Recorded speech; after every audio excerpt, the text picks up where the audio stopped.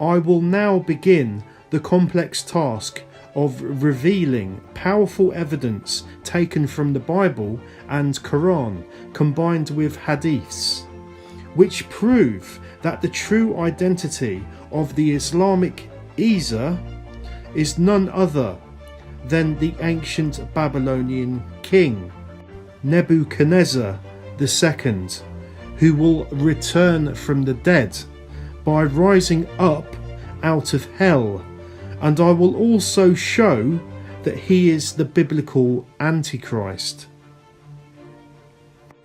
But before we proceed any further, I need to point out that if you examine the wealth of information and factual evidence featured in my other videos on my YouTube channel, I have already shown how the Bible describes the returning Nebuchadnezzar by the following titles: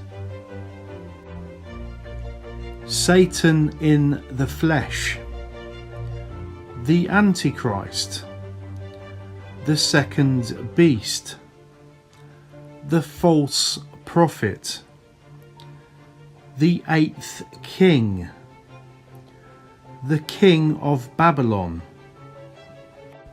Nebuchadnezzar is actually mentioned by name in various Old Testament Bible verses which describe prophesied future scenarios which will take place during the last days of this age. I will reveal those verses later in this video. According to ancient Middle Eastern history, King Nebuchadnezzar II ruled the Babylonian Empire approximately 2,600 years ago, between 695 BC to 502 BC. He died at the age of 69. If we examine the historical evidence found in the Old Testament, it is accepted amongst scholars that Jehovah God Almighty promised that the Jewish nation would serve Nebuchadnezzar and his sons in captivity for a total of 70 years. This is confirmed in the following verses. Jeremiah chapter 27 verse 7. All nations shall serve Nebuchadnezzar and his son and his grandson until the time of his land arrives. Then many nations and great kings will make him serve them. Jeremiah chapter 25 verses 11 to 12. Israel will become a desolation and horror, and it will be made to serve the king of Babylon for 70 years. And when those 70 years are complete, I will punish the king of Babylon. However, according to official historical records, it turns out that the Jewish nation did in fact only serve Nebuchadnezzar and his sons in captivity for a total of 66 and a half years. The following list reveals the ruling timeline of Nebuchadnezzar, his sons and grandsons. Nebuchadnezzar II ruled from 605 BC to 562 BC. Amel-Marduk ruled from 562 BC to 560 BC. Nebuchadnezzar ruled from 560 BC to 556 BC. Labashi Marduk took over reign in 556 BC. He ruled for 9 months. Nabonidus ruled from 556 BC to 539 BC.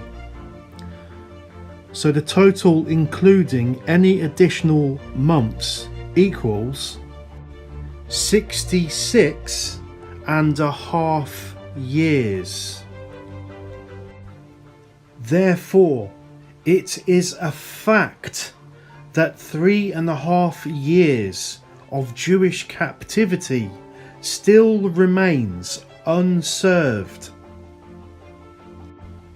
However, what people today do not realize is that the Bible actually explains how at the end of this age, during the 7-year tribulation event, King Nebuchadnezzar will actually make a second appearance to the world after he rises up out of hell.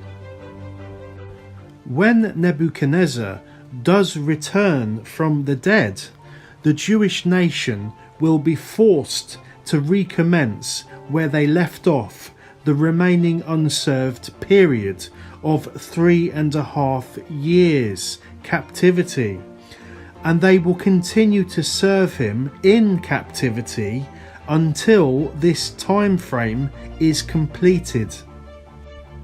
Okay, if we refer back to the Bible verse mentioned earlier and we focus on the words at the end of it, where Jehovah God himself actually explains how he will punish Nebuchadnezzar the moment the 70-year captivity of the Jews is completed.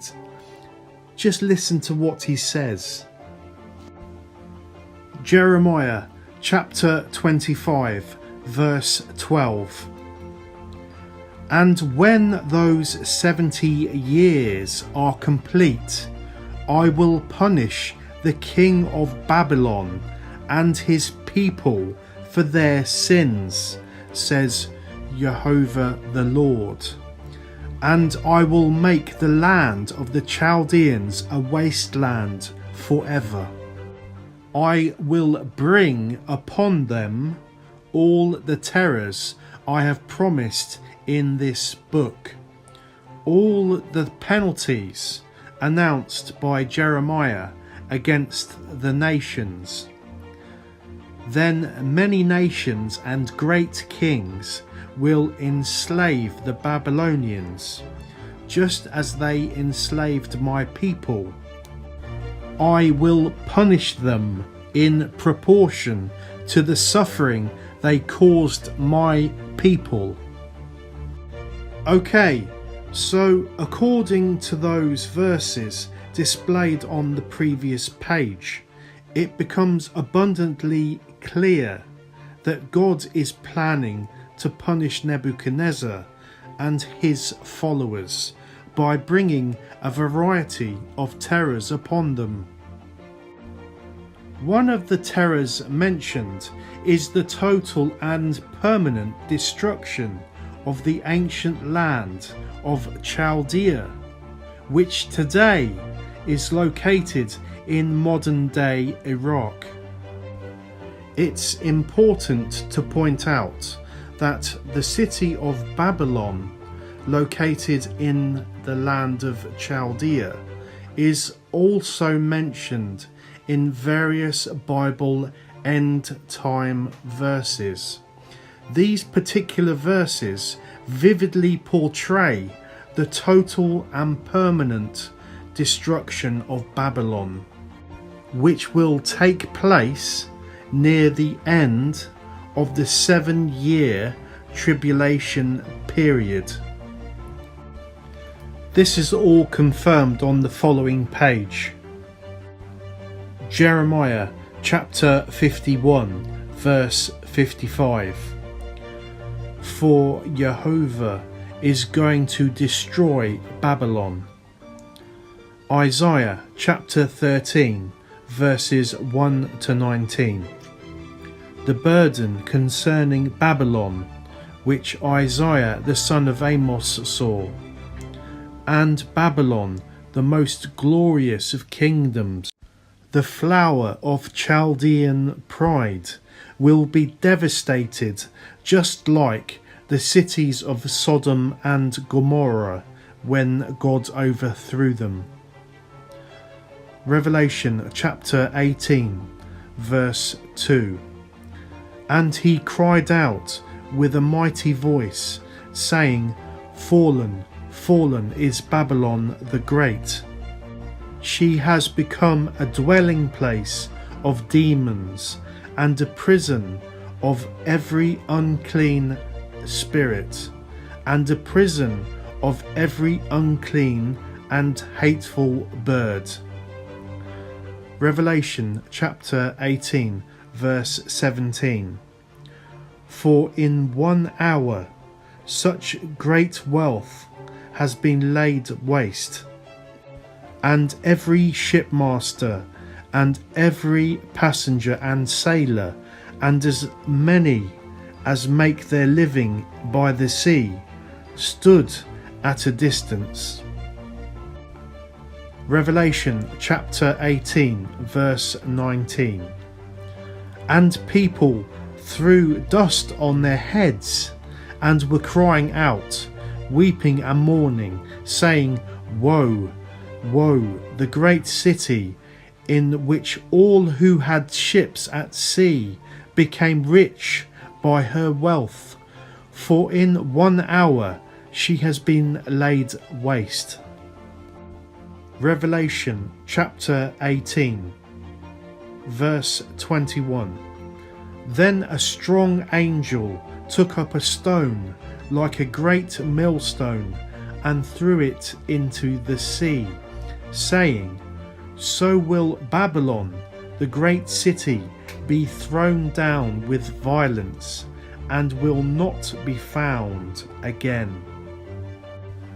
Revelation chapter 16 verse 19.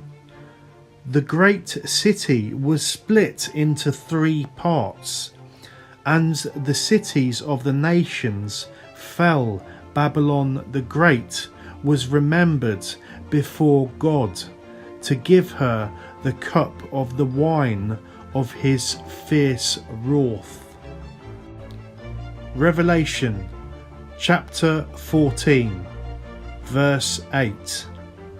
And another angel, a second one, followed, saying, Fallen, fallen is Babylon the Great, she who has made all the nations drink of the wine of the passion of her immorality.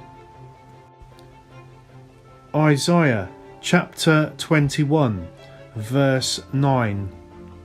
Now, behold, here comes a troop of riders, horsemen in pairs, and one said, Fallen, fallen is Babylon, and all the images of her gods are shattered on the ground.